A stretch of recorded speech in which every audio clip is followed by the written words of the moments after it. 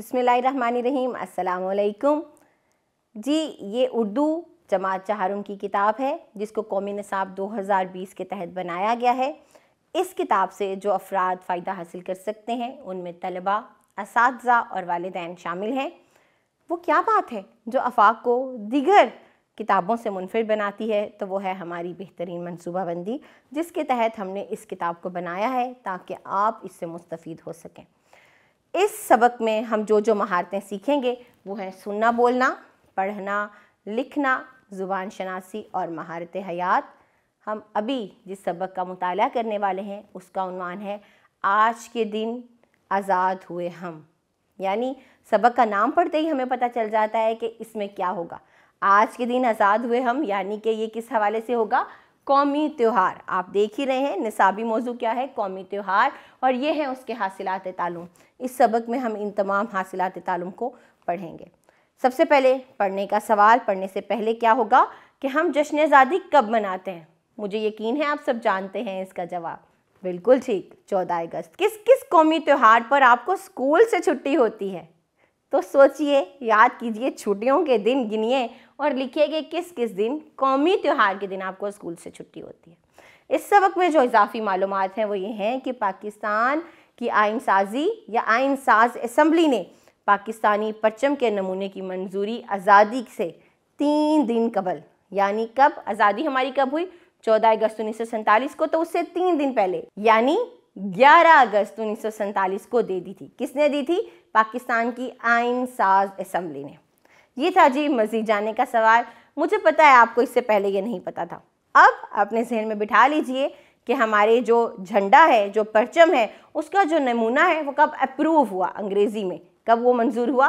तो वो 11 अगस्त को हुआ। ये हमारा सबक है, आज के दिन आज़ाद हुए हम अब इसको पढ़ना शुरू करते हैं। अबू जान, बेटा आपका सवाल बहुत अच्छा है। पाकिस्तान के क़याम का मकसद एक इस्लामी फ़लाही रियासत की तश्कील था। आराम आराम से पढ़ने का मकसद ये है कि आप एक एक लफ्ज़ को सुने और समझें। ऐसी रियासत जहां हम इस्लामी असूलों के मुताबिक ज़िंदगी बसर कर सकें या ज़िंदगी गुजार सकें। मुसलमानान हिंद ने इस मकसद को एक नारे में समेट दिया था। पाकिस्तान का मतलब क्या? ला इलाहा इल्लल्लाह मुहम्मदुर रसूलुल्लाह। ये है जी पाकिस्तान का पूरा मतलब, ला इलाहा इल्लल्लाह मुहम्मदुर रसूलुल्लाह। शहरयार कहता है, अबू जान हमारे उस्ताद साहब ने हमें बताया है कि पाकिस्तान की खातिर मुसलमानों ने बहुत ज़्यादा कुर्बानियाँ पेश की थी। अबू जान, जी बेटा, पाकिस्तान की खातिर मुसलमानों ने दिन रात एक कर दिया, अपनी कीमती जानों के नजराने पेश किए, करोड़ों की जायदादें और कई नस्लों से आबाद घरों को पाकिस्तान की खातिर छोड़ दिया और खाली हाथ सरजमीन पाकिस्तान में आम पहुँचे। तो ये थोड़ा सा इक़्तिबास हमने इस सबक में से लिया है।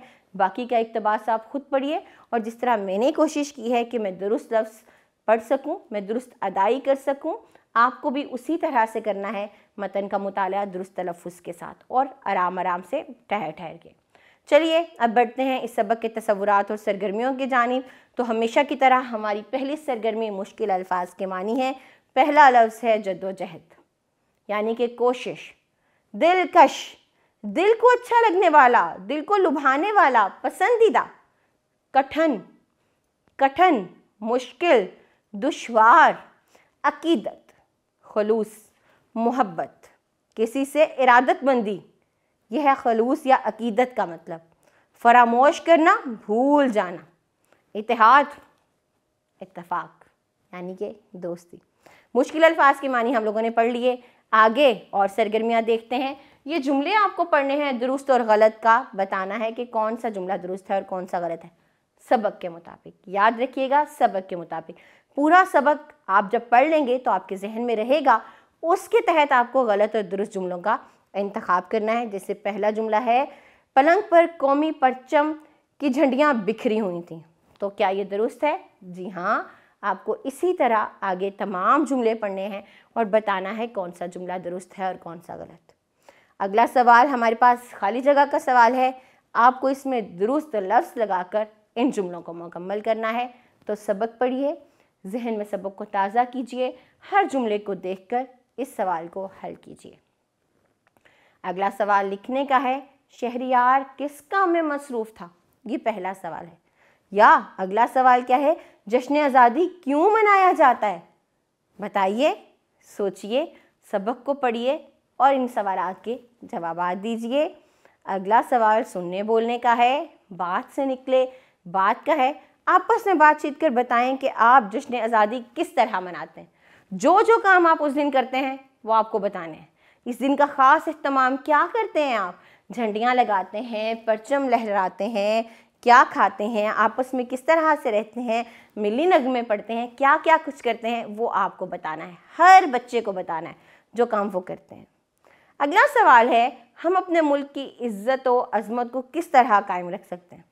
इस मौजू पर आपस में मुबाहिसा करना है, बहस बातचीत करनी है। तो हर एक ने बताना है कि हम अपने वतन की इज़्ज़त और अज़मत को किस तरह कायम रख सकते हैं। आपका क्या किरदार है, मेरा क्या किरदार है, हम सबका क्या किरदार है, ये सवाल इस तरह से हल होगा। आगे है जी ज़ुबान शनासी। यहाँ पर हम किन चीज़ों के बारे में पढ़ेंगे जी? हम पढ़ेंगे मुहावरात के बारे में। सबसे पहला जुमला सुनिए, बेटे को देखकर माँ का दिल क्या हो गया? बाग बाग हो गया। अब ये जो बाग बाग हो जाना है, ये क्या है? ये मुहावरा है। आगे क्या है? पाकिस्तानी फौज ने दुश्मन फौज के दांत खट्टे कर दिए। दांत खट्टे करना, क्या उन्होंने लीमू खा लिया था? ना ना ना, बिल्कुल नहीं, उनको मज़ा चखा दिया था। यानी हम लोगों ने बहुत अच्छे से मुकाबला किया था उनका, उनको शिकस्त दी थी। तो ये है जी दांत खट्टे करना, और ये एक मुहावरा है। मुहावरा होता क्या है? मुहावरा वो होता है कि जब कोई भी लफ्ज़ या अल्फाज का मजमुआ अपने हकीकी मानी के बजाय मजाजी मानी में इस्तेमाल हो तो वो मुहावरा कहलाता है। ये कुछ मुहावरे दिए गए हैं, आपको इन्हें जुमलों में इस्तेमाल करना है। जैसे रफू चक्कर होना, जान पर खेलना, किताब का कीड़ा होना, जान जोखों का काम, आसमान से बातें करना, हाथ मलना। ये तमाम मुहावरात हैं। आपको इनके मानी लिखने हैं और इन्हें जुमलों में इस्तेमाल करना है, और मुझे पता है आप कर सकते हैं। अगला सवाल भी ज़ुबान शनासी का है। इसमें हम क्या देखेंगे? इसम मारफा और इसम नकरा। इसम मारफा क्या है? इसम मारफा किसी ख़ास शख्स, जगह या चीज़ का नाम इसम मारफा है। जुमले देख लीजिए। हमने बादशाही मस्जिद की सैर की। तो ये जो बादशाही मस्जिद है कि जो लाल रंग से नुमायां किया गया है, ये इसम मारफा है। अगला जुमला देखिए, हारिस बहुत शरारती लड़का। हारिस का नाम सुर्ख रंग में लिखा गया है, वो इसम मारफा है। क्यों? क्योंकि ये किसी ख़ास शख्स, जगह या चीज़ का नाम है। आगे है जी इसम नकरा। इसम नकरा क्या है? जुमले देखिए। बाग में फूल खिले थे। फूल खिले थे बाग में। कौन सा बाग? हमें नहीं पता। कौन सा फूल? हमें नहीं पता, इसलिए ये इसम नकरा है। अगला जुमला देखिए, टोकरी में फल हैं। टोकरी कौन सी है भाई? लोहे की, लकड़ी की, प्लास्टिक की, फूलों की, किस चीज़ की? नहीं पता। फल है, कौन सा फल है? नहीं पता, इसलिए ये इसम नकरा है। इसम नकरा की तारीफ ये है कि किसी भी आम शख्स, आम चीज़, आम जगह का नाम इसम नकरा है। चलिए दोनों को पढ़ते हैं। जब मैं नाम ले रही हूँ हारिस, बहुत से लड़कों में मैंने कहा हारिस, तो हारिस इसम मारफा हो गया और बाकी तमाम लड़के नकरा हो गए। लेकिन अगर मैंने हारिस की जगह किसी और लड़के का नाम ले लिया, लड़कों में फलां लड़का, उसका नाम ले लिया, तो वो मारफा हो जाएगा। अगर मैंने लड़का कहा तो वो नकरा हो जाएगा। अगर मसाजिद का जिक्र किया और मसाजिद में मैंने फैसल मस्जिद कह दिया, तो फैसल चूंकि एक मस्जिद का नाम है तो वो मारफा हो जाएगी, और दुनिया में तो बेशुमार मसाजिद हैं, वो इसम नकरा रहेगी। इसी तरह अगर मैंने फूलों में फूल कहा तो वो नकरा है, लेकिन जब मैंने कहा गुलाब का फूल, मोतिये का फूल, गेंदे का फूल, तो वो इसम मारफा हो जाएगा। इसी तरह आपको इन तमाम अल्फाज में से मारफा और नकरा को अलग करना है। मिसाल के तौर पर कायदे आज़म, हाँ, तो ये क्या है? इसम मारफा है। इसकी जगह मेज़ नकरा है। जापान जगह का नाम है, ख़ास जगह है, मारफा हो गया। किताब, कोई भी किताब, मेरे पास ढेरों ढेर किताबें, तो ये नकरा है। लेकिन अगर मैं कहूँ उर्दू की किताब तो मारफा हो जाएगा। इसी तरह मैं कहूँ मुसद्दस हाली, देखें अब किताब का नाम आ गया तो ये मारफा है, खाली किताब था तो नकरा है। इसी तरह जो बाकी के अल्फाज रह गए हैं, आपको बताना है कौन सा मारफा है, कौन सा नकरा।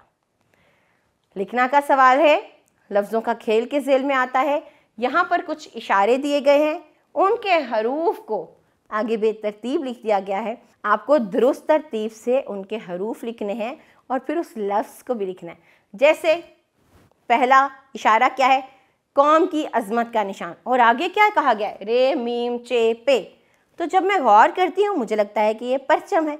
मुझे आगे दुरुस्त तरतीब वाले खाने में परचम के हरूफ दुरुस्त लिखने हैं, पे रे चे मीम, परचम। आगे अल्फाज के खाने में मैं लिख दूँगी। इसी तरह से इसी असूल को मद्देनज़र रखते हुए बाकी के तमाम सवालात भी, बाकी के तमाम इशारों को भी आपने मुकम्मल करना है। आगे है जी पढ़ना का सवाल। तो इस इबारत को आप खुद पढ़िए दुरुस्त तलफ़ुज़ और रवानी से, बिल्कुल उसी तरह जिस तरह मैंने आगाज़ में इबारत को पढ़ा था। लिखना तो आपको मुरक्कब जुमले लिखने हैं, मुरक्कब जुमले। चलिए एक जुमला पढ़ते हैं, साजिद अगर नहीं गया तो मैं भी नहीं जाऊँगा। ठीक है, अब देखिए कि जुमला कितना लंबा है। साजिद अगर नहीं गया तो मैं भी नहीं जाऊँगा।